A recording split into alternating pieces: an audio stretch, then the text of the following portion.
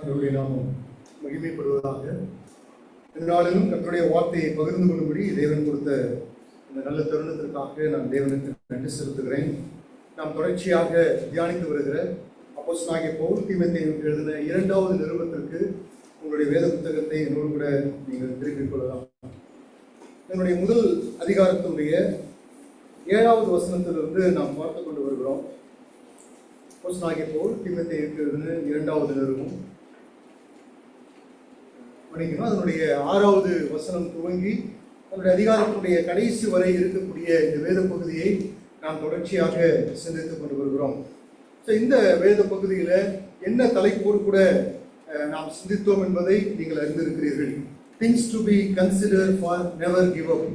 விட்டுவிடாமல் இருப்பதற்கு கருத்தில் கொள்ள வேண்டிய அவசியமான காரியங்களை அப்போஸ்தலனாகிய பவுல் தீமோத்தேயுவுக்கு உணர்த்தி எழுதுகிறார். ஆகவே தீமோத்தேயுவை விட்டுவிடக்கூடிய ஒரு சூழ்நிலை அக்காலகட்டத்தில் நிலவி வந்தது. அநேகர் சுவிசேஷத்தை குறித்தும் அப்போஸ்தலனாகிய பவுலுடைய பாடுகளை குறித்து வெட்கப்பட்டு ஒதுங்கக்கூடிய ஒரு சூழ்நிலை முதல் நூற்றாண்டில் இருந்தது. அப்போஸ்தலனாகிய பவுல் ரோமாபுரியில் இருக்கக்கூடிய ஒரு பாதாள சிறைச்சாலையில அடைக்கப்பட்டிருந்தார். அவருடைய நாட்கள் எண்ணப்பட்டுக் கொண்டிருந்தது. அவருடைய மரண தருவாயில அவர் காணப்பட்டிருந்தார். ஆகவே தன்னுடைய மகனை குறித்ததான ஒரு அக்கறை, தன்னுடைய உத்தம குமாரனை குறித்ததான ஒரு கன்சர்ன் அவருக்கு இருந்தது. என்னுடைய உத்தம குமாரனும் ஒருவேளை விட்டு விடுவானோ, ஒருவேளை வெட்கப்பட்டு விடுவானோ, வெட்கப்படவில்லை, விட்டுவிடவில்லை. ஆனால் ஒரு தகப்பனுடைய இருதயம் தன்னுடைய குமாரனை குறித்ததான ஒரு ஆதங்கம் இருந்ததுனால அப்போஸ்தலனாகிய பவுல் தீமோத்தேயுவுக்கு சிறைச்சாலையிலிருந்து தன்னுடைய கடைசி நிருபத்தை அவர் எழுதி அனுப்புகிறார். ஆகவே குமாரனே, விட்டு விடாமல் இருப்பதற்கு அல்லது கிறிஸ்துவை பற்றி நீ வெட்கப்படாமல் இருப்பதற்கு நீ கருத்தில் கொள்ள வேண்டிய அவசியமான சில காரியங்களை அப்போஸ்தலனாகிய பவுல் இந்த இடத்துல பட்டியலிட்டு அவனுக்கு புத்திமதிகளாக எழுதுகிறார். இந்த 7 காரியங்களை நாம் கவனிக்க வேண்டும். விட்டு விடாமல் இருப்பதற்கு நம்முடைய கிறிஸ்துவ வாழ்க்கையில 7 காரியங்கள், நம்முடைய கவனத்தில் கொள்ள வேண்டிய 7 காரியங்களை நான் உங்களுக்கு முன்னதாக சொல்லியிருந்தேன். அவைகளை மறுபடியும் ஞாபகப்படுத்துகிறேன். முதலாவது, ரெஃப்ரெஷ் யுவர் கிஃப்ட், அதாவது புதுப்பித்துக்கொள் உன்னுடைய வரத்தை. இரண்டாவதாக, ரியலைஸ் யுவர் ஸ்பிரிட், உணர்ந்து கொள் உன்னுடைய ஆவியை. மூன்றாவதாக, ready to accept your suffering, ஏற்றுக்கொள் உன்னுடைய பாடுகளை. நான்காவதாக, ரிமெம்பர் யுவர் காலிங், நினைவிற்கொள் உன்னுடைய அழைப்பை. ஐந்தாவதாக, ரிலே ஆன் சவுண்ட் டாக்ட்ரின், சார்ந்து கொள் ஆரோக்கியமான உபதேசத்தை. கடந்த வாரத்தில் நாம் சிந்தித்தது ரிலையபிள் இன் யுவர் டியூட்டி, இல்லைங்களா? உண்மையாயிரு உன்னுடைய ஊழியத்தில், உன்னுடைய கடமையில். ஆகவே 5 காரியங்களை நாம் சிந்தித்திருக்கிறோம், இல்லைங்களா? 5 அல்லது 6 காரியங்களை சிந்தித்திருக்கிறோம். புதுப்பித்துக்கொள் உன்னுடைய வரத்தை, உணர்ந்து கொள் உன்னுடைய ஆவியை, ஏற்றுக்கொள் பாடுகளை, நினைவிற்கொள் உன்னுடைய அழைப்பை, சார்ந்து கொள் ஆரோக்கியமான உபதேசத்தை, உண்மையாயிரு உன்னுடைய ஊழியத்தில், உன்னுடைய கடமையில். இந்த காரியத்தினுடைய கடைசி குறிப்பில் தான் நான் கடந்த வாரத்தில் என்னுடைய செய்தியை நான் நிறுத்தினேன். அந்த வேத பகுதியை நான் மறுபடியும் வாசிக்க விரும்புகிறேன். 12வது வசனத்தை யாராவது வாசியுங்கள். 11, 12 2 வசனத்தை வாசிக்கலாம். அதனிமித்தம் நான் இந்த பாடுகளையும் அனுபவிக்கிறேன், ஆயினும் நான் வெட்கப்படுகிறதில்லை. ஏனென்றால் நான் விசுவாசிக்கிறவர் இன்னார் என்று அறிவேன். நான் அவரிடத்தில் ஒப்பு கொடுத்ததை அவர் அந்நாள் வரைக்கும் காத்துக்கொள்ள வல்லவராயிருக்கிறார் என்று நிச்சயித்தும் இருக்கிறேன். 11வது வசனம், அதற்கு நான் பிரசங்கியாகவும் அப்போஸ்தலனாகவும் புறஜாதிகளுக்கு போதகனாகவும் நியமிக்கப்பட்டிருக்கிறேன். ஆகவே அப்போஸ்தலனாகிய பவுல் தன்னுடைய வாழ்க்கையை முன் உதாரணமாக வைக்கிறார். நான் முதல் சொன்ன 5 குறிப்புகளும் அப்போஸ்தலனாகிய பவுல் டைரக்டாக தீமோத்தேயுவை பார்த்து சொல்லக்கூடிய விஷயம். தீமோத்தேயுவை புதுப்பித்துக்கொள், தீமோத்தேயுவை உணர்ந்து கொள், தீமோத்தேயுவை ஏற்றுக்கொள் பாடுகளை, தீமோத்தேயுவை நினைவில் கொள்ளும் அழைப்பை, தீமோத்தேயுவை சார்ந்து கொள் ஆரோக்கியமான உபதேசங்களை. இவைகள் எல்லாம் தீமோத்தேயுவுக்கு நேரடியாக சொல்லக்கூடிய ஆலோசனைகள். 6வதாக அப்போஸ்தலனாகிய பவுல் 11வது வசனத்திலும் 12வது வசனத்திலும் தன்னுடைய சொந்த வாழ்க்கையை அப்போஸ்தலனாகிய பவுல் தீமோத்தேயுவுக்கு முன்பதாக வைக்கிறார். என்னுடைய வாழ்க்கையில எனக்கு கொடுக்கப்பட்ட கடமை, எனக்கு கொடுக்கப்பட்ட ஊழியத்துல நான் எந்த அளவு உண்மை உள்ளவனாய் இருக்கிறேன் என்பதற்கு நீ சாட்சியா இருக்கிறாய். ஆகவே உனக்கு கொடுக்கப்பட்ட பொறுப்பில, உனக்கு கொடுக்கப்பட்ட கடமை, உனக்கு கொடுக்கப்பட்ட ஊழியத்துல நீ எல்லா காலகட்டத்திலும் உண்மை உள்ளவனாய் இருக்க வேண்டும் என்பதை தான் அப்போஸ்தலனாகிய பவுல் 6வதாக தீமோத்தேயுவுக்கு கருத்தில் கொள்ள வேண்டிய காரியமாக கவனப்படுத்துகிறார். அவர்களை இந்த விஷயத்துல அப்போஸ்தலனாகிய பவுல் தன்னுடைய ஊழியத்துல ஏன் உண்மை உள்ளவனாய் இருந்தார்? அப்போஸ்தலனாகிய பவுல் தனக்கு கொடுக்கப்பட்ட கடமையிலே அவன் உத்தமம் உள்ளவனாய் இருக்க வேண்டும் என்பதற்கு 3 காரியங்களை 11-12 வசனத்திலிருந்து உங்களுக்கு ஞாபகப்படுத்தினேன். 3 காரியங்கள் என்ன என்று நினைவில் இருக்கும் என்று நினைக்கிறேன். ஒன்று கமிஷன், இல்லைங்களா, அல்லது நியமனம். அப்போஸ்தலனாகிய பவுல் சொல்லியிருக்கிறார், ஏன் இந்த ஊழியத்திற்கு நான் உத்தமம் உள்ளவனாய் இருக்கிறேன் என்று சொன்னால், கர்த்தர் என்னை ஏற்படுத்தினார், நான் இந்த ஊழியத்திற்கு ஏற்படுத்தப்பட்டிருக்கிறேன். அந்த நான் என்ற வார்த்தையினுடைய அழுத்தத்தை நாம் சிந்தித்தோம். நான் இந்த ஊழியத்திற்கு நியமனம் செய்யப்பட்டிருக்கிறேன், தேவனால் நான் அழைக்கப்பட்டிருக்கிறேன். இந்த ஊழிய அழைப்பு அப்போஸ்தலனாகிய பவுலுக்கு எப்பொழுது உண்டானது? அப்போஸ்தலனாகிய பவுலுடைய 3 இடங்களிலே அப்போஸ்தலர் நடவடிக்கைகளில் எழுதப்பட்ட சாட்சிகளை எடுத்து நாம் சிந்தித்தோம். தேவன் அவனுக்கு வெளிப்பட்ட பொழுது 9ஆம் அதிகாரத்துல அவனுக்கு இந்த ஊழிய அழைப்பை கொடுக்கிறார், இல்லைங்களா? அனனியாவுக்கு பவுலுடைய ஊழிய அழைப்பை குறித்து வெளிப்படுத்துகிறார். அனனியா பவுலிடத்துல பவுலுக்கு இருந்த ஊழிய அழைப்பை குறித்து அவர் என்ன செய்கிறார்? கன்ஃபார்ம் என்றார். ஆகவே தேவன் என்னை இந்த ஊழியத்திற்கு அழைத்திருக்கிறார், நியமனம் செய்திருக்கிறார். எதற்காக நான் நியமனம் செய்யப்பட்டிருக்கிறேன்? 3 விதமான பணிக்காக நான் நியமனம் செய்யப்பட்டிருக்கிறேன். எதற்கு? நான் பிரசங்கியாகவும், அப்போஸ்தலனாகவும், புறஜாதியாருக்கு போதகனாகவும் நான் நியமனம் செய்யப்பட்டேன் என்று நாம் சிந்தித்தோம். பிரசங்கி என்று சொன்னால் அது எதை காண்பிக்கிறது? The preacher emphasizes his function in ministry. ஊழியத்தில் அவனுக்கு இருக்கக்கூடிய செயல்பாட்டை இது வலியுறுத்துகிறது. அப்போஸ்தலன் என்று சொன்னால் இது எம்பசைஸ் பண்றது என்ன? அவனுடைய அத்தாரிட்டியை அது எம்பசைஸ் பண்றது. 3வது போதகன் என்று சொல்லும் பொழுது teacher emphasise is interpreting the message. பிரசங்கத்தை அல்லது தேவன் அவருக்கு கொடுத்த விளக்கத்தை என்ன சொல்கிறது? உபதேசங்களை வியாக்கியானம் செய்கிற ஊழியத்தை அது குறிக்கிறது. ஆகவே 3fold ministry, 3 ஊழியங்களுக்காக நான் நியமனம் செய்யப்பட்டிருக்கிறேன் என்று அப்போஸ்தலனாகிய பவுல் சொல்லுகிறார். அடுத்ததாக இந்த ஊழியம் மாத்திரமல்ல, இந்த ஊழியத்தை நான் சரியாக செய்யும் பொழுது எனக்கு ஒரு கண்டிஷனையும் தேவன் நியமனம் செய்திருக்கிறார். என்ன வாசிக்கிறோம்? அடுத்த வசனம், அது நிமித்தம் இப்படி நான் நியமனம் செய்யப்பட்டிருக்கிறதுனால எனக்கு ஒரு நிபந்தனையும் கடவுள் கொடுத்திருக்கிறார், இல்லையா? பவுலே, என் நிமித்தமாக நீ எவ்வளவாய் பாடுபட வேண்டும் என்பதை நான் உனக்கு காட்டுவேன் என்று சொல்லியிருக்கிறார். அது நிமித்தமாக நான் இந்த பாடுகளை அனுபவிக்கிறேன், ஆயினும் நான் வெட்கப்படேன், இல்லைங்களா? கண்டிஷன் என்ன?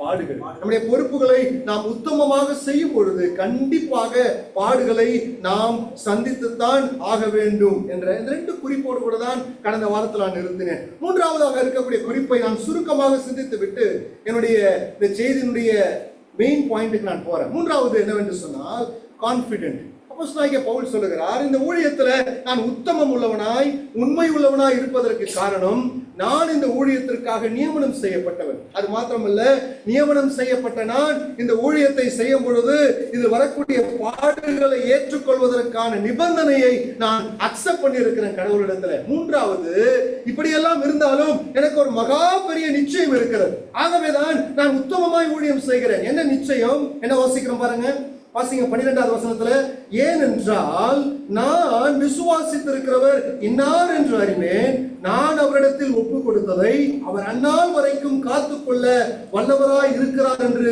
நிச்சயித்திருக்கிறேன். அப்போஸ்தலனாகிய பவுல் நிச்சயத்தை குறித்து பேசுகிறார், இல்லையா?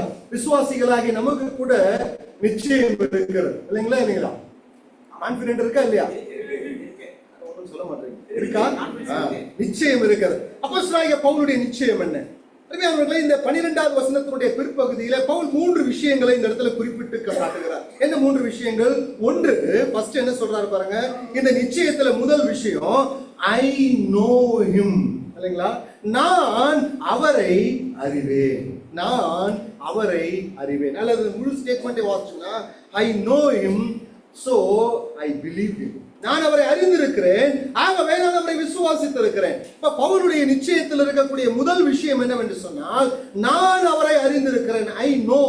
இல்லையா? இந்த வார்த்தை மிக மிக அழுத்தமான ஒரு வார்த்தை. இந்த இடத்துல நோ என்ற வார்த்தை, அறிந்திருக்கிறேன் என்பதற்கு இடா என்ற OIDA இடா என்ற வார்த்தை, கிரேக்க பதத்தை தான் அப்போஸ்தலனாகிய பவுல் பயன்படுத்துகிறார். அந்த வார்த்தையினுடைய அர்த்தம் என்னவென்று சொன்னால் knowing with certainty அல்லது கம்ப்ளீட் அண்ட் ஃபுல் நாலேஜ் என்ற அர்த்தம். நிச்சயமான அறிவு அல்லது முழுமையான அறிவு, the complete knowledge, இல்லையா?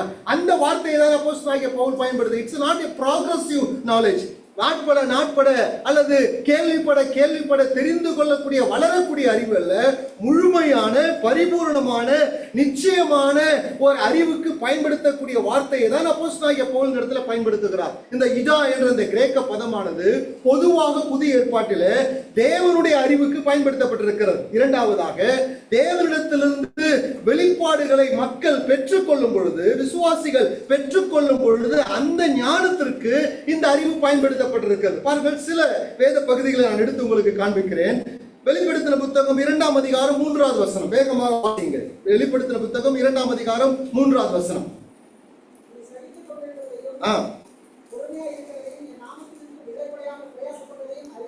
அறிந்திருக்கிறேன். இந்த அறிந்திருக்கிறேன் என்ற இந்த வார்த்தை வெளிப்படுத்தின புத்தகம் 2ஆம் அதிகாரம் 3வது வசனம், 9வது வசனம், 13வது வசனம், 19வது வசனம், 3ஆம் அதிகாரத்தினுடைய பல இடங்களிலே ஆண்டவராகிய இயேசு கிறிஸ்து சபையை பற்றி சொல்லும் பொழுது நான் உன்னை அறிந்திருக்கிறேன்.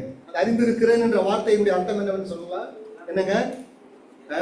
உன்னுடைய எல்லா அக்கு வேறும் ஆணி வேறும் பிரிக்கிறோம் இல்லைங்களா? எல்லாம் சகலமும் தெரியும் இல்லையா? உன்னுடைய நல்ல விஷயங்களும் எனக்கு தெரியும், உன்னுடைய கெட்ட விஷயங்களும் தெரியும் இல்லையா? உன்னுடைய மாய்மாலமும் தெரியும், மாய்மாலமற்ற தன்மையும் தெரியும். யாரும் எனக்கு சொல்லி புரிய வைக்க வேண்டிய அவசியம் இல்லை. It's a complete knowledge, it's a thorough knowledge, it's a full knowledge, நிச்சயமான அறிவு.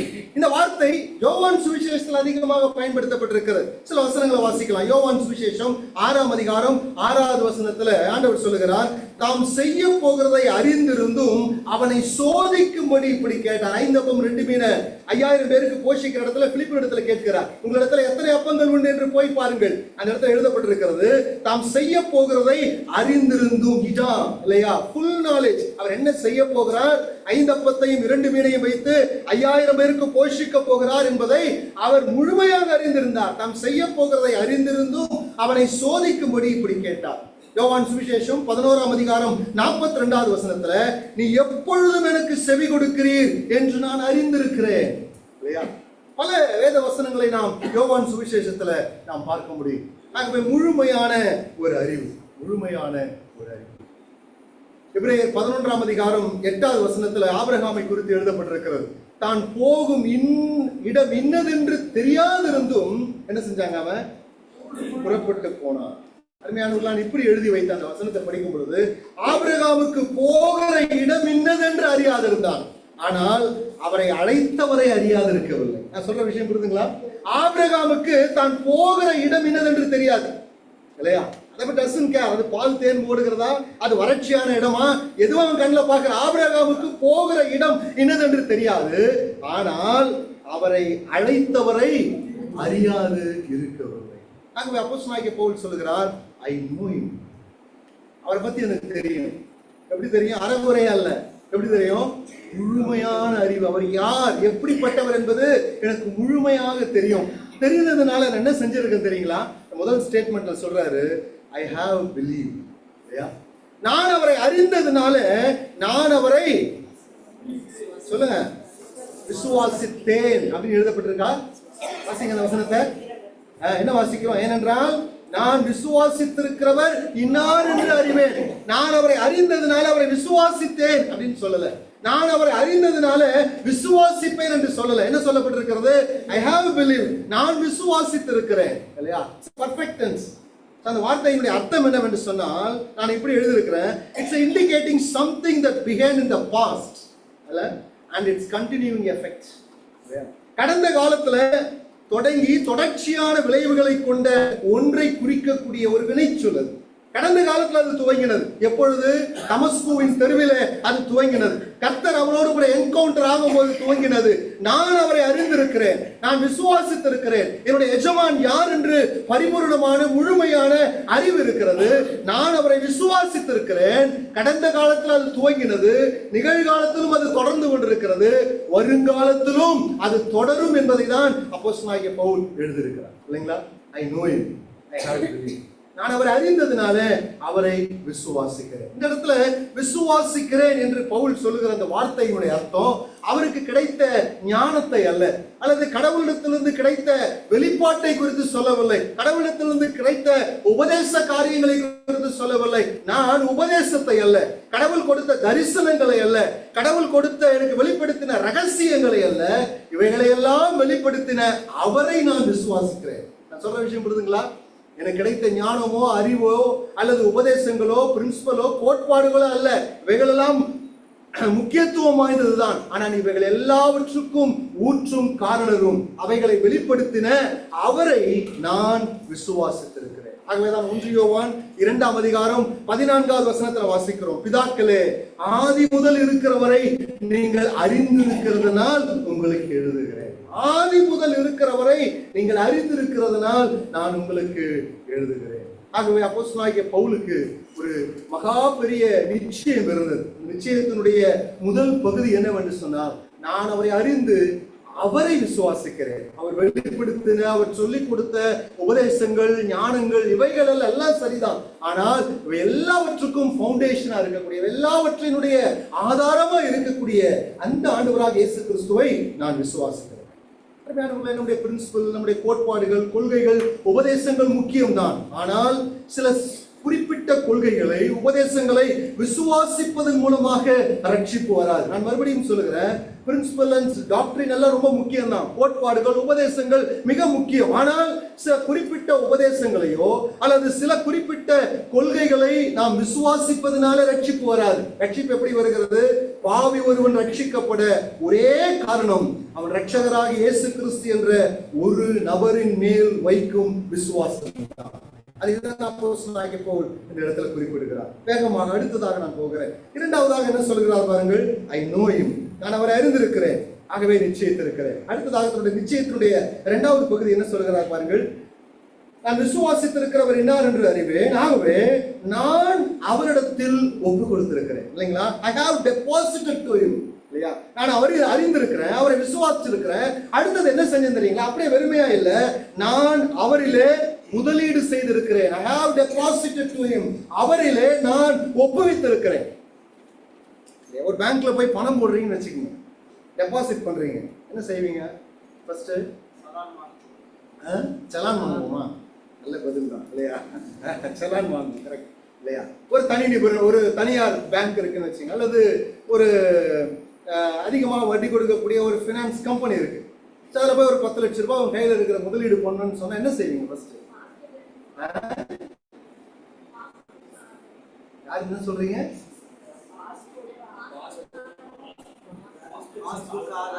பாஸ்புக், ஆதார். ரொம்ப நல்ல குடிமக்களாக தான் இருக்கீங்க இல்லையா? கண்டிப்பா ஏமாந்து போயிடுவீங்க. நீங்க 10 லட்சம் டெபாசிட் பண்ணீங்கன்னா கண்டிப்பா ஏமாந்து. என்ன செய்வோம்? அந்த நிறுவனம் சரியான நிறுவனமா இல்லைங்களா? இட்ஸ் a reliable, அது சரியான நிறுவனமா, எத்தனை வருடங்கள் இருக்கிறது, உண்மையா அது இயங்குமா அப்படின்றத தோண்டி ஆராய்ச்சி செய்து தான் என்ன செய்வோம்?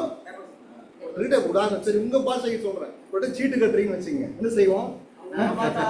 அது நல்ல நிறுவனமா, சின்ஸ் எத்தனாவது வருஷத்துல இருந்து இருக்கு, கரெக்டா அவங்க எல்லாம் முதலீடு கொடுக்குறாங்களா, லாபம் சரியா பிரிச்சு கொடுக்குறாங்க, எல்லாம் நம்ம ஆய்வு செஞ்சுதாங்க டெபாசிட் பண்ணுவோம். இப்ப பவுல் என்ன சொல்றாரு? நான் ஆய்வு செஞ்சுட்டேன். என்ன செஞ்சுட்டேன்? ஐ நோ ஹிம், என்னோட எஜமான் யாருன்னு எனக்கு தெரியும், அவர் எப்படிப்பட்டவர்னு தெரியும். என்னோட விசுவாசத்தை அவர் மேல வச்சதுனால என்ன செஞ்சிருக்கிறேன்? ஐ டெபாசிட்டட் டு ஹிம். என்னுடைய வாழ்க்கையை நான் ஒரு இடத்துல முதலீடு செய்திருக்கிறேன். இல்லைங்களா? நான் அவரில முதலீடு செய்திருக்கிறேன். சில வேத பண்டிதர்கள் என்ன சொல்லுகிறார்கள்? 1 தீமோத்தேயு 6:20, 2 தீமோத்தேயு 1ஆம் அதிகாரம் 14வது வசனத்துல தேவன் பவுலிடத்துல, தேவன் தீமோத்தேயுவிடத்துல ஒப்பு கொடுத்தார் என்று எழுதப்பட்டிருக்கிறதுனால, ஒருவேளை தேவன் பவுலுக்கு ஒப்பு கொடுத்ததை தான் இந்த இடத்துல பவுல் மென்ஷன் பண்றாரு, அல்லது இந்த இடத்துல அழுத்தமாக எழுதியிருக்கிறார் என்று சொல்லி சிலர் அபிப்பிராயப்படுகிறார்கள். ஆனால் வேதவசனம் என்ன சொல்லுகிறது? தேவன் எனக்கு ஒப்பு கொடுத்ததை பற்றி பவுல் சொல்லுகிறார், சரிதான். ஆனா இந்த இடத்துல என்ன எழுதப்பட்டிருக்கிறது? நான் விசுவாசித்திருக்கிற இன்னார் என்று அறிவேன், நான் என்ன செஞ்சிருக்கிறேன்? ஒரு இடத்துல ஒப்பு கொடுத்திருக்கிறேன், அவர் அதை காத்துக் கொள்வார். இல்லையா? அப்ப எதை பத்தி இந்த இடத்துல பவுல் சொல்லுகிறார்? தன்னுடைய வாழ்க்கையை குறித்து சொல்லுகிறாரா? தன்னுடைய ஆத்மாவை குறித்து சொல்லுகிறாரா? தன்னுடைய ஜீவனை குறித்து சொல்லுகிறாரா? பல யோசனைகள், பல விளக்கங்கள் இருக்கிறது. ஆனா என்ன சொல்றது, ஒரு இமிடியேட் கான்டெக்ஸ்ட், அதாவது உடனுக்குடன் இருக்கக்கூடிய பின்னணியை நீங்கள் படிப்பீர்கள் என்று சொன்னால் 10வது வசனத்துல பவுல் என்ன எழுதுகிறார் பாருங்கள். சுவிசேஷத்தை பற்றி எழுதும் பொழுது, அவர் மரணத்தை பரிகரித்து ஜீவனையும் அழியாமையும் சுவிசேஷத்தின் மூலமாய் வெளியரங்கமாக்கினார். நான் விசுவாசித்திருக்கிறவர் என்னார் என்று அறிவேன், அவரிடத்தில் நான் ஒப்புவித்திருக்கிறேன். இப்ப பவுல் என்ன சொல்ல வராருன்னு சொன்னா, சுவிசேஷத்தினுடைய பெரிய விஷயம் என்ன? அவர் மரணத்தை பரிகரித்தார், ஜீவனையும் அழியாமையையும் வெளிப்படுத்தியிருக்கிறார். இந்த ஜீவனும் அழியாமையையும் யாரும் என்ன செய்யலங்க? இன்னும் நாம் என்ன செய்யல?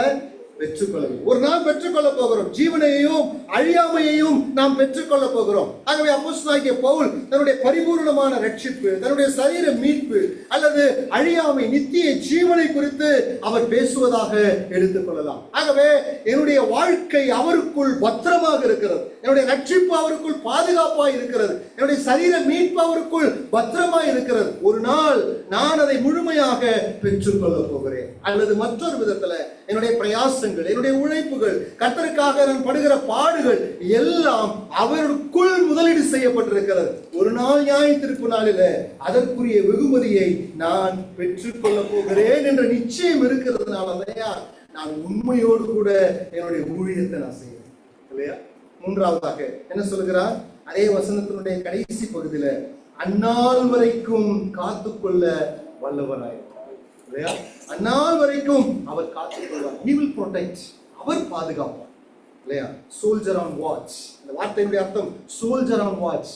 ஒரு போர்ச்சேவகன் விழித்து பாதுகாக்கிறது போல, கோட்டையை, அரண்மனையை பாதுகாக்கிறது போல நான் அவரிடத்துல ஒப்பு கொடுத்ததை அவர் பாதுகாத்துக் கொள்ளார். வழுவாதபடி அவர் பாதுகாத்துக் கொள்வார். அவருடைய கரத்துல நான் பத்திரமா இருக்கிறேன். நான் காலையில வாசித்தது போல யோவான் 10ஆம் அதிகாரத்துல நாம் அவருக்குள் பத்திரமா இருக்கிறோம். ஒருவனும் நம்முடைய ஜீவனை இழந்து போக முடியாது. என்னுடைய ஆடுகள் என்னுடைய கரத்துல பத்திரமா இருக்கிறது. என் பிதாவின் கரத்திலிருந்து ஒருவனும் அவைகளை பறித்துக் கொள்ள முடியாது. இல்லையா?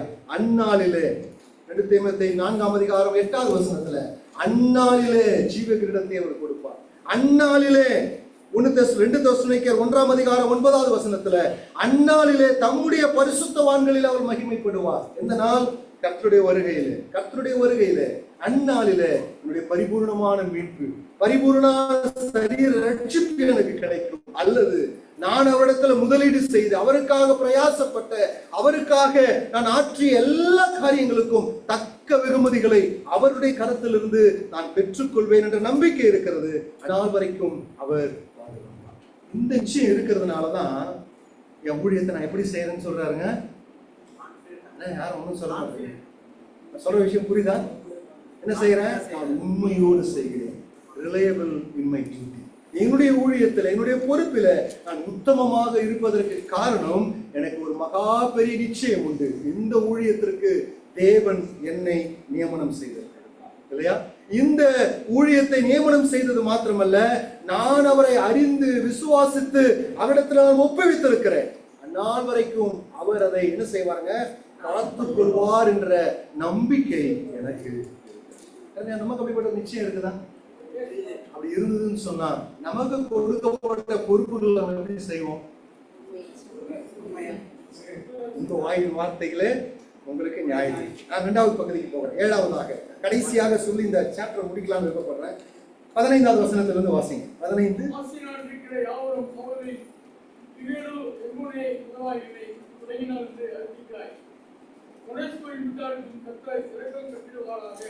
அவன் அநேக தினம் என்னை இளைப்பாற்றினான். என் விலங்கை குறித்து அவன் வெட்கப்படவில்லை.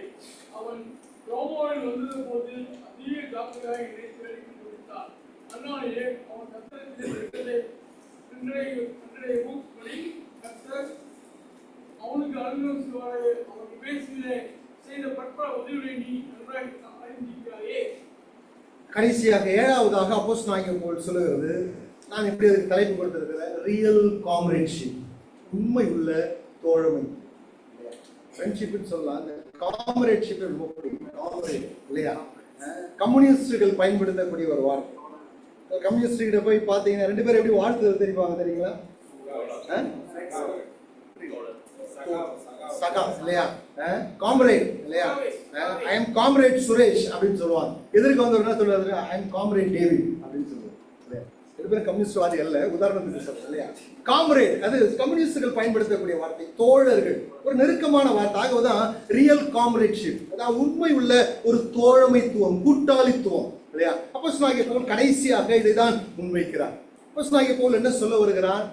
5 காரியங்களை நேரடியாக சொல்லிவிட்டு, ஒரு விஷயத்தை தன்னுடைய வாழ்க்கையிலிருந்து சொல்லிவிட்டு, கடைசியாக உனேசிப்பவருடைய வாழ்க்கையை முன்பாக நிறுத்துகிறார். அதற்கு காரணம் உண்டு, அதை நாம் விளக்கமாக பார்க்க போகிறோம் இல்லையா. உனேசிப்பவருடைய வாழ்க்கையை முன்பாக வைக்கிறார். உண்மை உள்ள ஒரு தோழர், உண்மை உள்ள ஒரு தோழர். இதிலிருந்து தீமோத்தேயுவுக்கு பவுல் சொல்லிக் கொடுக்க வேண்டிய பாடம் இல்லையா. பல காரியங்களை படிக்க போறோம். அதனுடைய எசன்ஸ் என்னன்னு சொன்னா 2 விஷயங்களை தீமோத்தேயுவுக்கு உணர்த்துகிறார். என்ன? தீமோத்தேயுவே, நீ ஒரு உண்மை உள்ள தோழனா இருக்கணும். 2வது, நீ உண்மை உள்ள தோழனை உன்னுடைய கூட்டாளியா செலக்ட் பண்ணு. 2 விஷயம் புரியுதுங்களா? நம்ம எப்படி இருக்கணும்? நம்ம உண்மை உள்ள தோழனா இருக்கணும். நம்ம உண்மை உள்ள தோழர்கள் என்ன செய்யணுங்க? என்ன செய்யணும்? கண்டுபிடித்து கூட வைக்கணும் இல்லையா. ஸோ அப்போ இன்னைக்கு தலைப்பே ஃப்ரெண்ட்ஷிப் தான் இல்லையா, காம்ரேட்ஷிப், தோழமைத்துவத்தை குறித்து தான் பார்க்க போகிறோம். நண்பர்கள் நம்முடைய வாழ்க்கையில மிக முக்கியமானவர்கள் இல்லைங்களா. யாருன்னா இது சரியா? எஸ் ஆர் நோன்னு சொல்லுங்க. சரியா இல்லையா? கண்டிப்பா இல்லையா. உங்களுக்குலாம் ஃப்ரெண்ட்ஸ் இருக்காங்களா? எனக்கு அதிகமா இல்லை, சில ஃப்ரெண்ட்ஸ் தான் இருக்கிறாங்க இல்லையா. நிறைய பேர், சில பேருக்கு பார்த்தீங்கன்னா நண்பர்கள் பட்டாளம் பார்த்தீங்கன்னா பெருசா இருக்கும். 10 பேர் 20 பேர் இருப்பாங்க. காலேஜில் படிக்கிறவங்களை கேளுங்க, நிறைய பேர் ஃப்ரெண்ட்ஸ் இருப்பாங்க. நண்பர்கள் அதிகமா இருந்தா அவங்களுக்கு வாய்ஸ் அதிகமா இருக்கும். தம்பி கரெக்டா? அவங்களுடைய இன்ஃப்ளூயன்ஸ் அதிகமா இருக்கும் கிளாஸ் ரூம்ல எல்லாத்துலயும். அப்போ நண்பர்கள் நம்முடைய வாழ்க்கையில மிக முக்கியமானவர்கள். 1 கொரிந்தியர் 15ஆம் அதிகாரம் 33வது வசனத்துல இதை குறித்து அப்போஸ்தலனாகிய பவுல் என்ன எழுதுகிறார் பாருங்க. ஆகாத சம்பாஷணை நல்லொழுக்கத்தை கெடுக்கும் என்று எழுதப்பட்டிருக்கிறது இல்லைங்களா. இங்கிலீஷ்ல எப்படி இருக்கிறது? The bad company corrupt good moral. Bible எப்படி மொழிபெயர்த்து இருக்கிறாங்க? தீய நட்பு நல்லொழுக்கத்தை கெடுக்கும். அப்ப நீங்க சரியான நண்பர்களை தேர்ந்தெடுக்கலன்னு சொன்னா அவங்க உங்க வாழ்க்கை என்ன செய்வாங்க தெரியுங்களா? சபையில கூட நீங்க தேவையில்லாத நண்பர்களை தேர்ந்தெடுத்துட்டீங்கன்னா முடிஞ்சுதுங்க. அவன் இப்படி இவன் இப்படி சொல்லி உங்களுடைய மைண்ட் என்ன செய்வாங்க? ஃபுல்லா கரெக்ட் ஆக்கிடுவாங்க இல்லையா. எனக்கு ஒரு நண்பர் தெரியும், திருவள்ளூர்ல ஒர்க் பண்ணும்போது வாரத்துக்கு 3 முறை ஆபீஸ்க்கு வருவார். டீ டைம் வருவார். கூட்டு போன பேர் என்ன சொல்வாரு? அந்த அரை மணி நேரத்துல ஒரு 100 விஷயம் மற்றவங்களை பத்தி சொல்வார். அந்த சகோதரன் இப்படி, சபை இப்படி, இது அப்படி. என்ன நான் வந்தா அரை மணி நேரத்துல என்ன பேசுறாரு? 100 காரியங்கள் மற்றவங்களை பத்தி தான் பேசுறாரு. இப்படிப்பட்ட நண்பர்களும் இருக்கிறாங்க இல்லையா. அப்ப ஆகாத சம்பாஷணை நல்லொழுக்கத்தை கெடுக்கும். பாருங்க, நீங்க தீமோத்தேயு 2 நிருபத்திலையும் பாத்தீங்கன்னா கூட்டாளிகளா சேர்ந்துதான் கெட்டு போயிருக்கிறாங்க இல்லையா. தனியா கெட்டு போக மாட்டாங்க, அது இருக்கு. ஆனா ஒருத்தரை இன்ஃப்ளூயன்ஸ் பண்ணி கூட்டாளிகளா கெட்டு போன சில நண்பர்களை குறித்து கூட பவுல் சொல்லுகிறார். பாருங்களேன், சில வசனத்தை வாசிக்கலாம். 2 தீமோத்தேயு 1ஆம் அதிகாரம் 15ஆம் வசனம் வாசிங்க. 2 தீமோத்தேயு மைக்ல கூட வாசிங்க. ஆசிய நாட்டில் இருக்கிற யாவரும் அவர்களில் யாருங்க? என்ன வாசிக்கிறோம்? பிகல்லு 2 நண்பர்கள், 2 பேர் இல்லையா, 2 பேர், ஒருத்தர் கிடையாது. பிகல்லு எருமகன். அடுத்ததாக பாருங்க 2ஆம் அதிகாரம் 17ஆம் வசனத்தை வாசிங்களேன். 2ஆம் அதிகாரம் 17ஆம் வசனம் சீக்கிரம் வாசிங்க. அவர்களுடைய வார்த்தை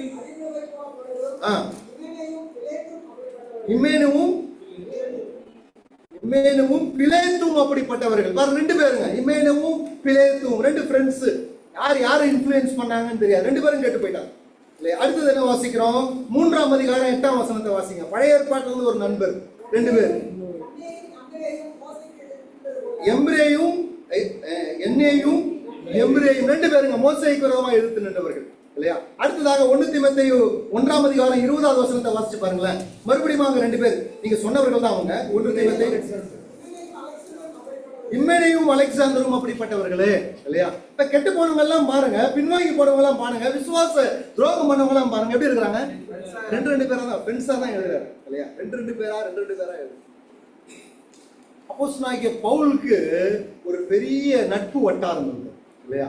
பவுல் ஒரு தனி மனிதனாக இவ்வளவு பெரிய ஊழியத்தை சாதித்தாரா என்று சொன்னால் கட்டாயம் இல்லை என்றுதான் சொல்ல வேண்டும். பவுலை சுற்றி ஒரு பெரிய நட்பு வட்டம், ஒரு தோழர்களுடைய கூட்டம், ஒரு டிராவல் கம்பேனியன், அதாவது பிரயாண தோழர்கள் கூடவே பவுலோடு கூட இருந்தாங்க. பவுல் எந்த இடத்துல தனிமையா இருந்ததில்லை, அநேக இடங்களில் அவர் கூட்டத்தோடு கூட சென்று ஊழியம் செய்திருக்கிறார். பவுலுடைய நண்பர்களை குறித்து பாருங்க, சில வேத வசனத்தை வாசிக்கலாம். அப்போஸ்தலர் நடபடிகள் 20ஆம் அதிகாரம் 4ஆவது வசனம். தயவு செய்து மைக்ல வாசிங்க, எடுத்துங்க. அப்போஸ்தலர் நடபடிகள் 20ஆம் அதிகாரம் 4ஆவது வசனம். பெரேயா ஊரானாகிய சொபாத்தாரும் தெசலோனிக்கேயரில் அரிஸ்தர்க்கும் கெப்னுத்தும் தொபையானாகிய காயுவும் தீமோத்தேயுவும் ஆசியா நாட்டானாகிய தீகிக்கும் துரோபீமும் ஆசியா நாடு வரைக்கும் அவனுக்கு வழித்துணையாய் வந்தார்கள். எவ்வளவு பெரிய ஒரு கூட்டங்க, தனியார போனங்க மனுஷன், ஒரு பெரிய பட்டாளத்தோடு கூட போறார். எத்தனை பேர் இருக்காங்க பாருங்க. அடுத்தது 27ஆம் அதிகாரம் 18ஆம் அதிகாரம் 5வது வசனத்தை வாசிங்க. அப்போஸ்தலர் நடபடிகள் 18ஆம் அதிகாரம் 5வது வசனம். மக்கெதோனியாவில் இருந்து சீலாவும் தீமோத்தேயுவும் வந்தபோது பவுல் ஆவியிலே வைராக்கியம் கொண்டு, அது வரைக்கும் தனியா இருக்கிறார். ஃப்ரெண்ட்ஸ் வந்துட்டாங்க. வந்த பிறகு என்னாச்சு, ஒரு ஒரு பூஸ்ட் மாதிரி வரும் இல்லைங்களா, ஒரு டானிக் சாப்பிட்ட மாதிரி. அங்கிருந்து மக்கெதோனியாவில இருந்து தீமோத்தேயுவும் சீலாவும் வந்த உடனே ஆவியில அனல் கொண்டு என்ன செய்யறாரு, தாராளமா பேச ஆரம்பிக்கிறார். அடுத்ததாக அப்போஸ்தலர் நடபடிகள் 27ஆம் அதிகாரத்துக்கு வாங்களேன். அப்போஸ்தலர் நடபடிகள் 27ஆம் அதிகாரம் 27ஆம் அதிகாரத்தினுடைய 2வது வசனம், கடைசி பகுதி. மக்கதோனியா தேசத்து தெசலோனிக்கேயா பட்டணத்தாராகிய அரிஸ்தரு எங்களோடு கூட இருந்தான். தனிமையா இல்ல, அவரும் கூட இருக்கிறார் இல்லையா. அடுத்ததாக 3வது வசனத்துல பாருங்க, மறுநாள் சீதோன் துறை பிடித்தோம். யூலிபு அந்த நூற்றுக்கு அதிபதி என்ன செய்யறாரு, பவுலை பட்சமாய் நடத்தி, பவுலுக்கு தெரியும் பவுலுக்கு நிறைய ஃப்ரெண்ட்ஸ் இருக்காங்கன்னு இந்த மனுஷனுக்கு தெரியும். என்ன செய்யறாரு பாருங்க, அவன் தன் சிநேகிதரிடத்துல போய் பராமரிப்படையும்படி உத்தரவு கொடுத்தான். போய் உங்க ஃப்ரெண்ட்ஸ் வீட்டுல இருந்துட்டு கொஞ்சம் இலைப்பாரிட்டு வாங்க. பாருங்க, பவுலை சுற்றிலும் ஒரு பெரிய நண்பர் கூட்டம், ஒரு டிராவல் கம்பெனியன் இல்லையா, கூட்டாளிகளுடைய கூட்டம், நண்பர்களுடைய கூட்டம், தோழர்களுடைய கூட்டத்தோட அவருடைய 3 மிஷனரி பயணங்களும் தொடர்ந்து கொண்டிருக்கிறது. ஒரு நாள் வந்தது, ஒரு கடைசி காலகட்டம், சிறைச்சாலையில் அடைக்கப்பட்டிருக்கிறார். இப்ப யார் இல்லை, இந்த நண்பர்களோட கூடவே இருக்கிறாங்க இல்லைங்களா. அவங்களை தனிமையா வச்சுட்டீங்கன்னா என்ன ஆகும் தெரியுமா, என்ன ஆகும், ரொம்ப கஷ்டம், ரொம்ப மன உளைச்சல். இவ்வளவு பெரிய கூட்டத்தோடு இருந்த ஒரு மனிதன் இப்பொழுது தனிமையாக சிறைச்சாலையில அடைபட்டிருக்கிறார். 1ஆம் அதிகாரம் 15வது வசனம். 2 தீமோத்தேயு 1ஆம் அதிகாரம் 15வது வசனம் வாசிங்க.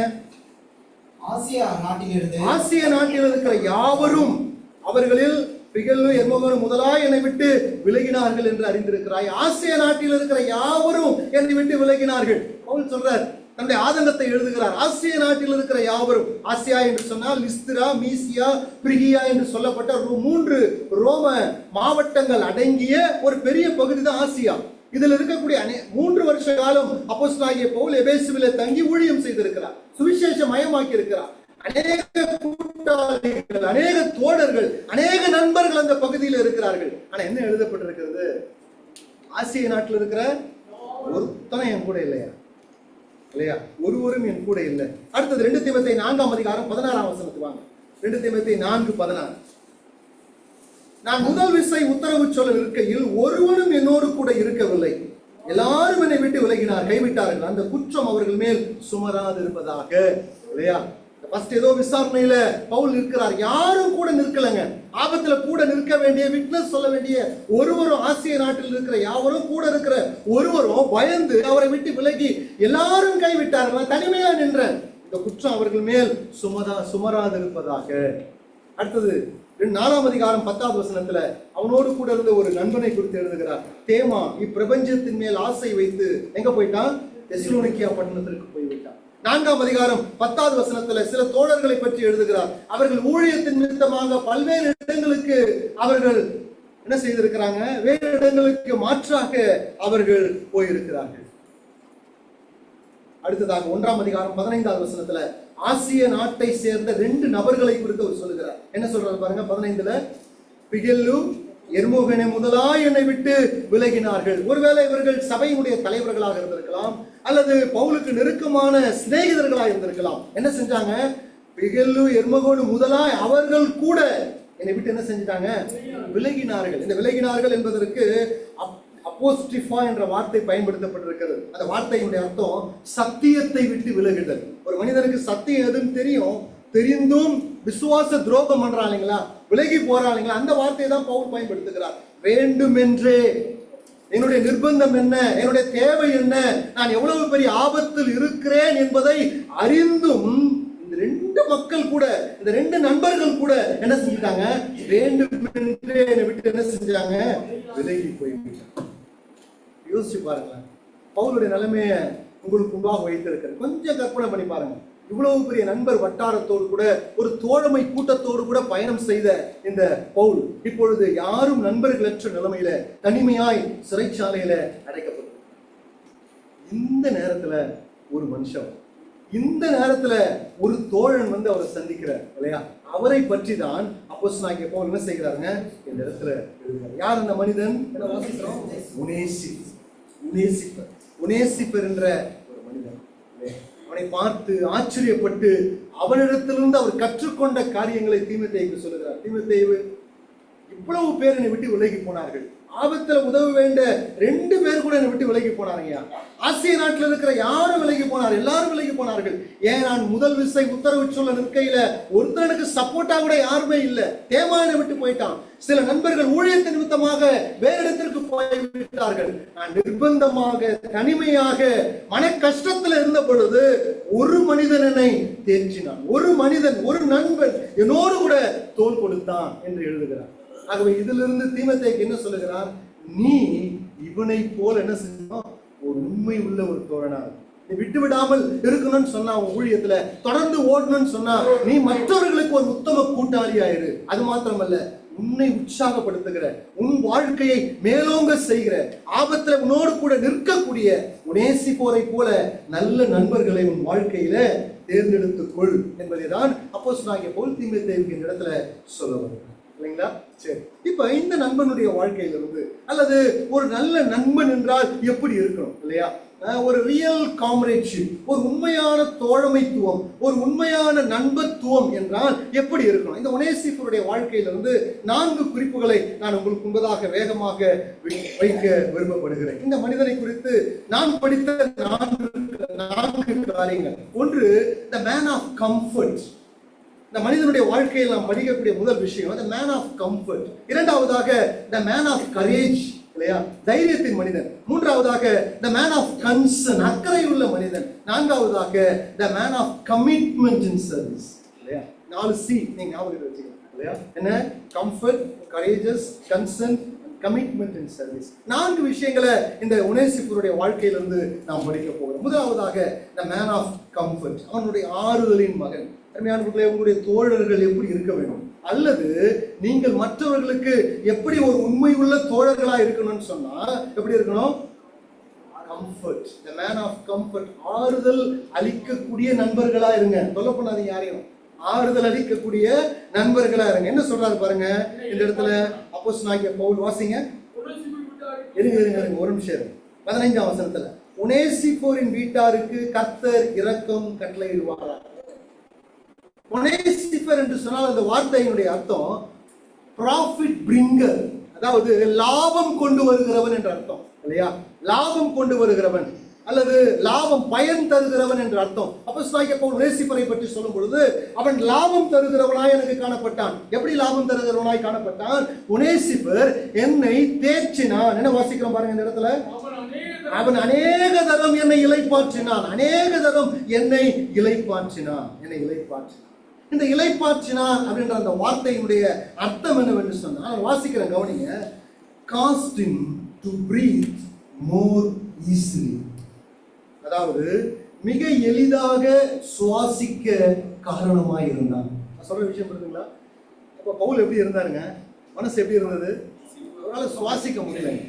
ஏதோ சில பாரங்கள், ஊழியத்தை பற்றி, சபையை பற்றி, உத்தம குமாரனை பற்றி, இனி சபையினுடைய நிலைமைகள் என்னாக போகுமோ, கள்ள போதனைகள், ஏதோ சில காரியங்கள் அவரை மூச்சு விட செய்யாமல் அழுத்தி கொண்டிருந்திருக்க கூடும். ஆகவே சொல்றாரு, உனேசிப்பர் என்னை இளைப்பாற்றினான். அவனுடைய வார்த்தையின் மிக எளிதாக சுவாசிப்பதற்கு அவன் காரணமாய் இருந்தான். அல்லது இன்னொரு அர்த்தத்தில் சொல்லணும்னு சொன்னா, இந்த இளைப்பாற்றினான் அப்படின்ற அந்த வார்த்தை, அதாவது ரெஃப்ரெஷ் அப்படின்ற வார்த்தையுடைய அர்த்தம் வெப்பத்தை தணிப்பது, ரிலீவ் தி ஹீட்.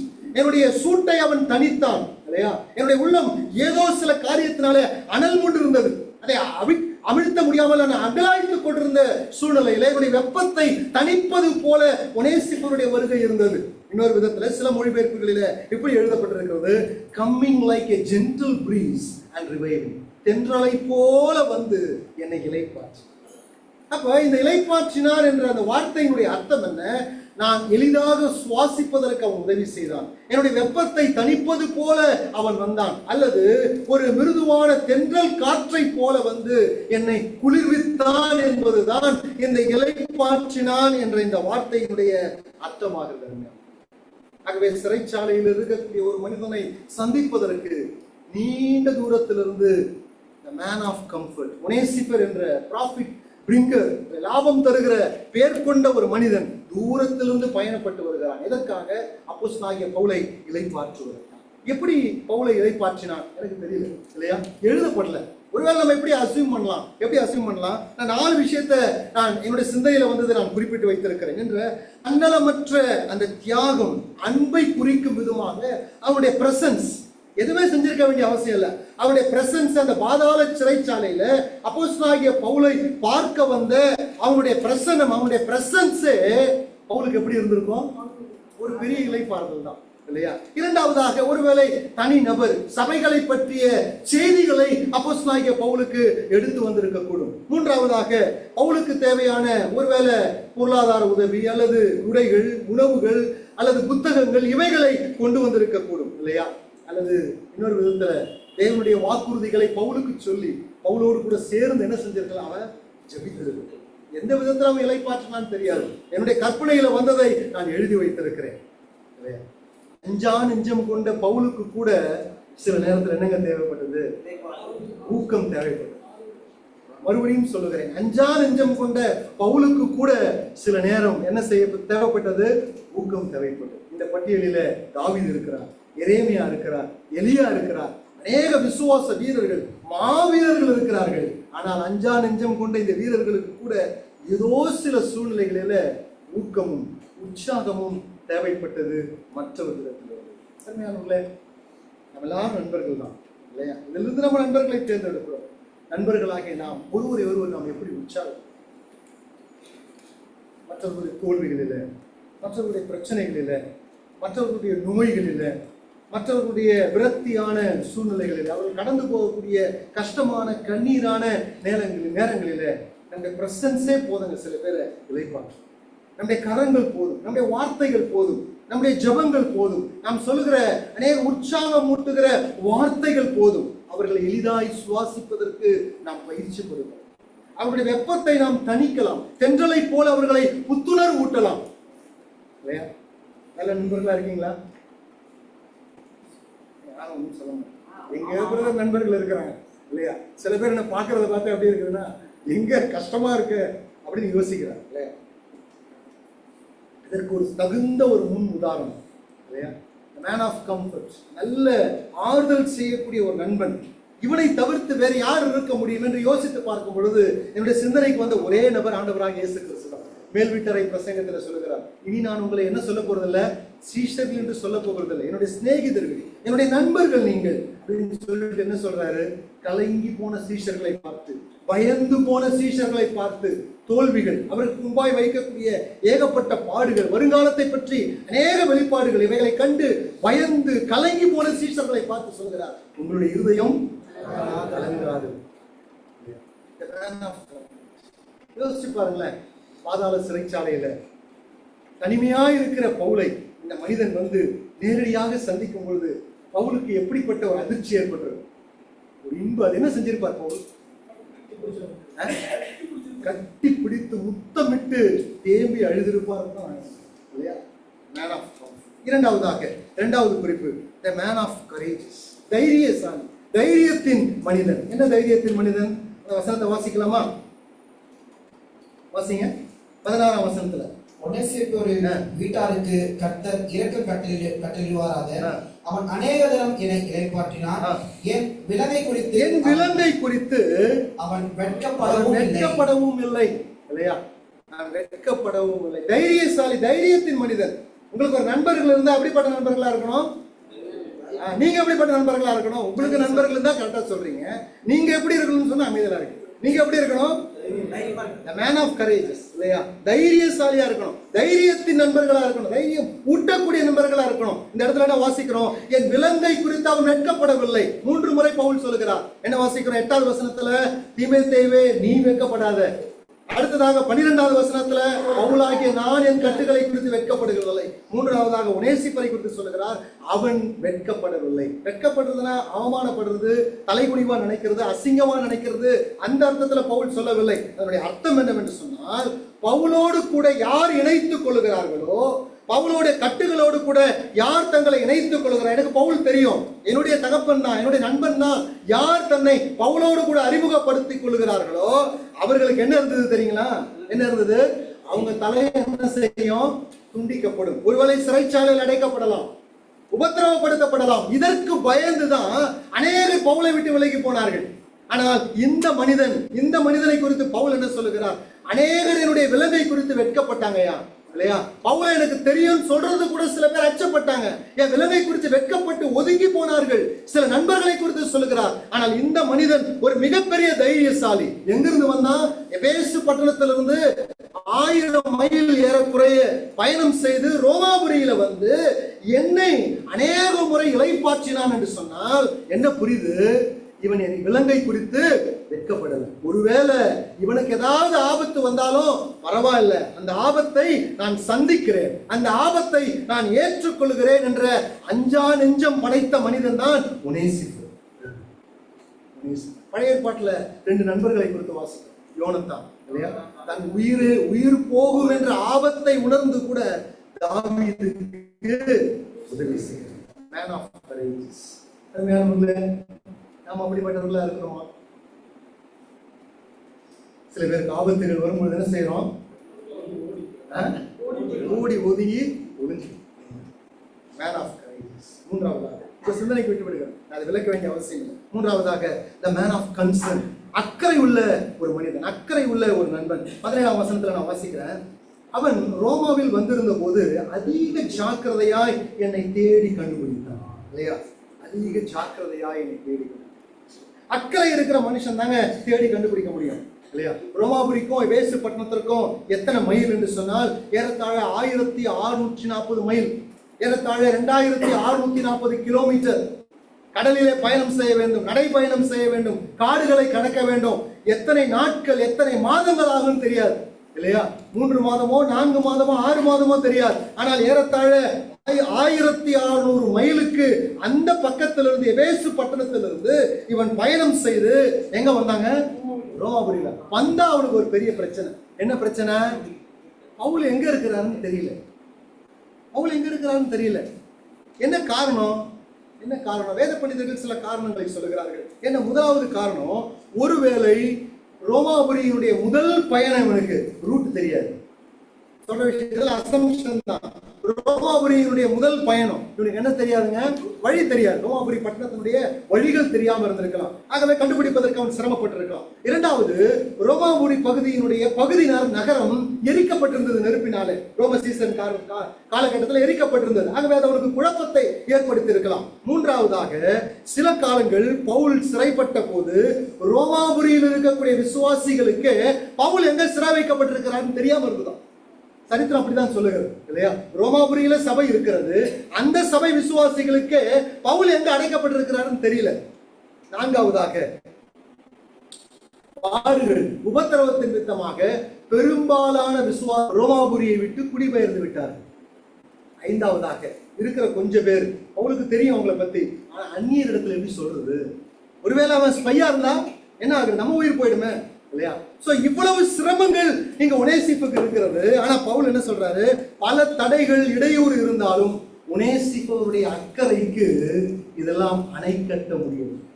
ஒனேசிப்பருடைய இருதயம், அக்கறை உள்ள இருதயத்திற்கு இந்த தடைகள் எல்லாம் அணை கட்டி வைக்க முடியவில்லை. என்ன எழுதுகிறார் பவுல்? நான் ஜாக்கிரதையாய் என்னை தேடி கண்டுபிடித்தான், இல்லையா? The man of concern. நமக்கு அப்படிப்பட்ட அக்கறை இருக்குது. அதை படிக்கும் பொழுது ஒரு சகோதரனுடைய வார்த்தை எனக்கு ஞாபகம். இந்த சபையில பேர்லாம் சொல்ல விரும்பல. ஒரு மாசத்துக்கு 3 அட்லீஸ்ட் 2 வாரங்களாவது என்னை பார்த்து சொல்லுவாரு, பிரதர் உங்களுக்காக உங்க குடும்பத்திற்காக என்னுடைய ஃபேமிலி ப்ரேயர்ல என்னுடைய தனிப்பட்ட ஜெபத்துல நான் தொடர்ந்து ஜெபம் பண்ணுவேன். அடுத்த வாரம் பார்க்கும்போதும் சொல்லுவேன், எல்லாரும் ஜெபம் பண்றீங்க.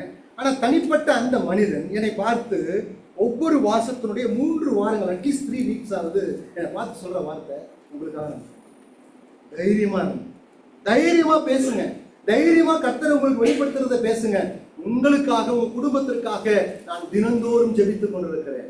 எப்படி இருக்கேன் யோசிச்சு பாருங்க. சில சமயத்தில் சோர்வு போய் வரும்பொழுது, சில கிரிட்டிசிசத்தை என் காதல கேட்கும் பொழுது இந்த மனிதனுடைய இந்த வார்த்தை எப்படி ஆறுதல். கடந்த வாரத்தில் 2 குடும்பத்திற்காக ஜெபம் பண்ண சொன்னான். என்ன ஜெபம், என்ன குடும்பம் ஞாபகம் இருக்குங்களா? கேஸ்பர் ரத்தினம், அப்புறம் லெமி. ஜெபம் பண்ணீங்களா?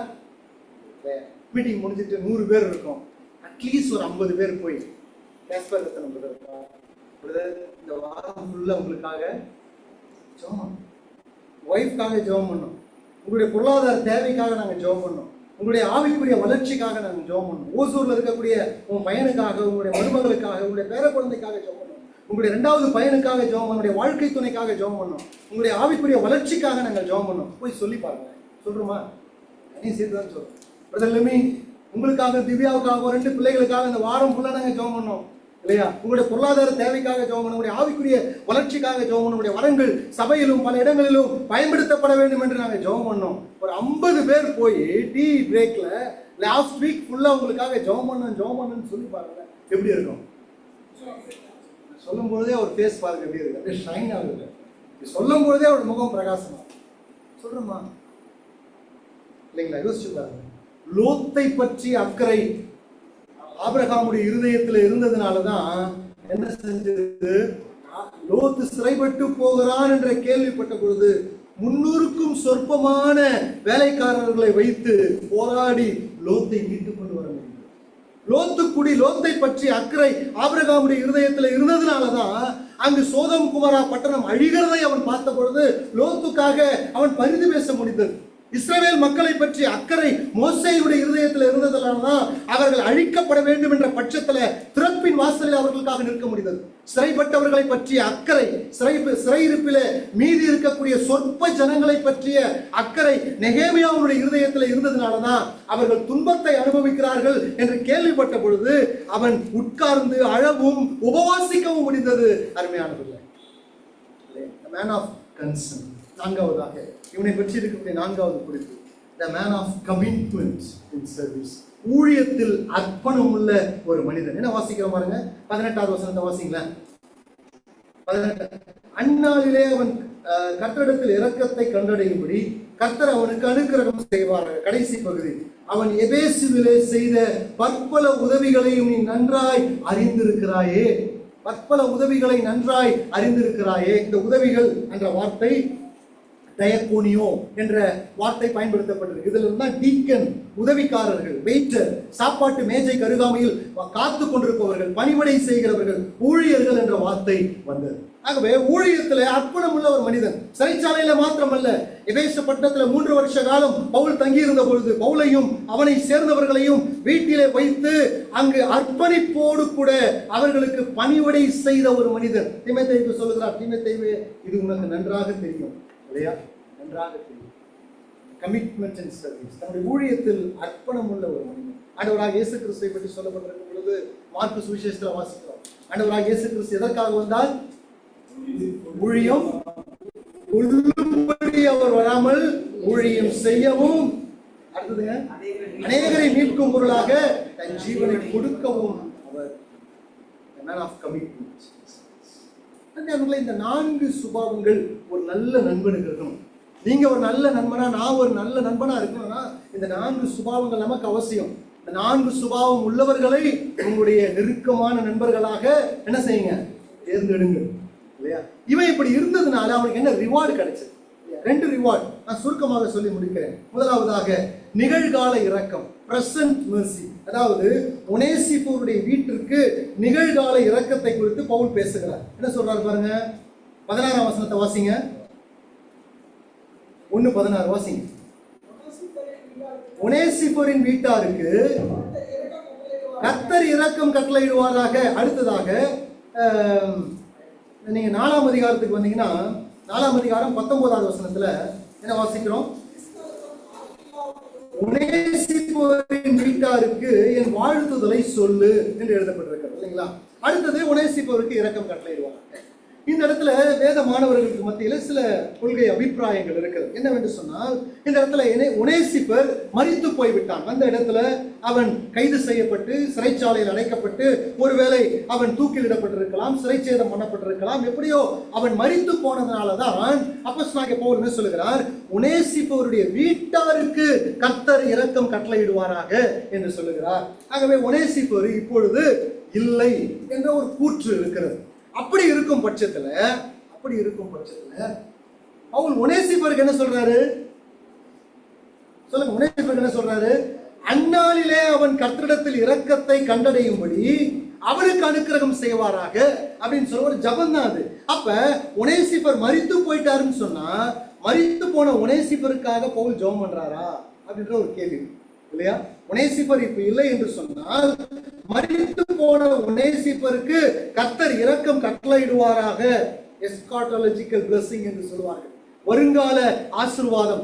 இதை அப்போஸ்தலனாகிய பவுல் சொல்லுகிறாரா என்ற கேள்வி வருகிறது. ஆகவே இந்த வேத பகுதியை மையமாக வைத்து ஃபாதர் செஸ்லாஸ் பிக் என்பவர் 17ஆம் நூற்றாண்டை சேர்ந்தவர் மரித்தவர்களுக்காக பவுல் ஜெபித்திருக்கிறார். ஆகவே நாமும் மரித்தவர்களுக்காக ஜெபிக்க வேண்டும் என்ற கொள்கையை அவர் ஆதரிக்கிறார் இல்லையா? அப்ப மரித்தவர்களுக்காக ஜெபிப்பதற்கு வேதம் ஒருபோதும் நமக்கு அதிகாரம் கொடுக்கவில்லை. அப்ப இதுக்கு சொல்யூஷன் என்ன? தீர்வு என்ன? சொல்யூஷன் என்னங்க? ஒனேசிபர் செத்தானா இல்லையான்றது நமக்கு தெரியாது. அவ்வளவுதான் சொல்யூஷன் இல்லையா? ஒனேசிபர் இருக்கானா, உயிரோடு இருக்கானா, செத்து போயிட்டானா எனக்கு தெரியாது. ஆகவே ஒனேசிபர் தற்காலம் வரைக்கும், அந்த நிருபம் எழுதப்படுகிற காலம் வரைக்கும் பவுலோடு கூட சிறைச்சாலையில் இருந்திருக்கிறார் இல்லையா? தூர தேசத்திலிருந்து புறப்பட்டு வந்திருக்கிறார். அவனை பற்றிய வருத்தம் அந்த குடும்பத்தாருக்கு இருக்கும். இப்பொழுது ஒருவேளை எபேசு பட்டணத்திலிருந்து அவன் புறப்பட்டு போய் கொண்டிருக்கலாம், அல்லது சிறைச்சாலையில கூட அடைபட்டு இருக்கலாம். ஒனேசிபர் உயிரோடு கூட இருக்கிறார். ஆகவே இந்த இடத்துல ஒனேசிபருடைய குடும்பத்திற்கு கர்த்தர் இரக்கம் கட்டளையிடுவாராக. இது படிக்க வேண்டிய பாடம் என்ன? அருமையானவர்களே, நாம் நல்ல நண்பர்களா இருந்தால் கர்த்தர் என்ன செய்வாருங்க? உங்களுடைய குடும்பத்திற்கு இரக்கம் என்ன செய்வாரு? அவ்வளவுதான் இல்லையா? உங்களுடைய நண்பர்களுக்கு நீங்கள் துரோகம் பண்ணாமல் இருந்தால், உங்க நண்பர்களுடைய ஆபத்தை கண்டு விலகாமல் இருந்தால், நீங்க இந்த மேன் ஆஃப் கன்சர்னா இருந்தா, மேன் ஆஃப் கரேஜஸா இருந்தா, மேன் ஆஃப் கம்ஃபர்ட்டா இருந்தா இல்லையா, மேன் ஆஃப் கமிட்மெண்டா, ஒரு நல்ல நண்பனாய் நீங்கள் அர்ப்பணத்தோடு எதிர்பார்ப்பு இல்லாமல் நீங்கள் கர்த்தருக்காக ஒரு நல்ல தோழமைத்துவம் இந்த சக விசுவாசிகளோடு கூட பாராட்டுவீர்கள் என்று சொன்னார், கண்டிப்பாக குடும்பத்திற்கு என்ன செய்வாருங்க? கர்த்தர் இரக்கம். அடுத்ததாக ஒனேசிபரை பார்த்து என்ன சொல்றாரு? 18ஆம் வசனத்துல ஃபியூச்சர் மெர்சி இல்லையா? அந்நாளிலே அவன் கர்த்தரிடத்தில் இரக்கத்தை கண்டடையும்படி கர்த்தர் அவனுக்கு அனுக்கிரகம் செய்வாராக. அந்நாளிலே the day of believers இல்லையா? ஒரு நாள் வரும், அந்த நாளிலே ஒனேசிபர் செய்த எல்லா காரியத்திற்கும் கர்த்தர் என்ன செய்வாங்க? தக்க வெகுமதிகளை அவனுக்கு தருவாராக என்று யோசிச்சு பாருங்க. இந்த நிருபமே எழுதப்படல. ஒனேசிபர் என்ற ஒரு நபர் பவுலுக்கும் சபைக்கும் மிக பிரயோஜனமான ஒரு தோழனாய் இருந்தான் என்பது நமக்கு தெரியுமா? யாருக்கு தெரியும்? ஆண்டவருக்கு தெரியும். அவர் அந்நாளிலே இதுபோல எத்தனையோ நண்பர்கள் சரித்திரத்துல வாழ்ந்து மரித்திருக்கிறார்கள், இந்த சபையில வாழ்ந்து மரித்திருக்கிறார்கள். ஒருவேளை அவர்களை நாம் மறந்திருக்கலாம், அவர்கள் செய்த உதவியை நாம் மறந்திருக்கலாம், அவர்களிடத்திலிருந்து பெற்ற பலனை காலம் நமக்கு மறக்க சொல்லிக் கொடுத்திருக்கலாம். ஆனால் ஒருபோதும் மறவாத ஒரு தேவன், ஒரு கலசம் தண்ணீரை நாமத்தினாலே கொடுத்தால் கூட அதை நினைவில வைத்து கணக்கில வைத்து பலன் தருகிற தேவன். ஒரு நாள் அப்படிப்பட்ட உத்தம நண்பர்களுக்கு அவர் பலன் அளிப்பார். என்ன காரணம் தெரியுங்களா? என்ன காரணம்? அவரும் ஒரு உத்தமத்தோடு, கரெக்டா? அவரும் ஒரு உத்தமமான ஒரு நண்பர், நமக்காக இதுவரைக்கும் பதில் பேசி. ஆகவே தோழமைத்துவத்தினுடைய நண்பர்த்துவத்தினுடைய காஸ்ட் என்ன, அவருடைய முக்கியத்துவம் என்ன என்பதை நம்முடைய சிநேகிதராய் இருக்கிற இயேசு கிறிஸ்து நன்றாக அறிந்திருக்கிறதுனால இதில் பிரயாசப்படுகிறவர்களுக்கு தக்க பலனை அந்நாளிலே இல்லையா? நாம் ஜெபிக்கிறோம். பரலோக பிதாவே, நாங்கள் உங்களுக்கு நன்றி செலுத்துகிறோம். இந்த நேரத்தில் நாங்கள் நேசிப்பவரை குறித்து நாங்கள் சிந்திக்கும் ஆண்டவரே. எங்கள் வாழ்க்கையில் இப்படிப்பட்ட நண்பர்கள் எவ்வளவு அவசியம் உள்ளவர்களாக இருக்கிறார்கள். அது மாத்திரமல்ல,